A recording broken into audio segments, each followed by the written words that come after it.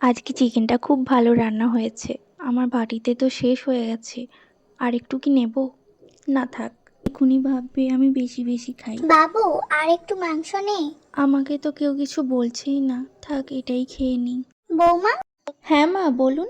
আমরা একটু বেরোচ্ছি, কিছু জিনিস কেনাকাটার ছিল, তুমি দরজাটা লাগিয়ে দাও। কোথায় যাচ্ছি সবাই মিলে? আমারও তো কিছু কেনার ছিল, আমাকে তো একবারও বললো না। তুমি কি কিছু বলছো? না না, আপনারা যান। আমার তো খুব খিদে পেয়েছে, কি করব। আরে বাবু, তুই এসে গেছিস? যা বাবা, হাত পা ধুয়ে আয়, আমি খাবার বাড়ছি। আমারও তো খুব খিদে পেয়েছে। থাক, ও আগে খেয়ে নিক, তারপর আমি খাবো। ওরা ওখানে লুডো খেলছে। আমিও বাবার বাড়িতে ভাই বোনেদের সাথে কত সুন্দর লুডো খেলতাম। যাবো একবার। না থাক, অনেক কাজও তো পড়ে আছে।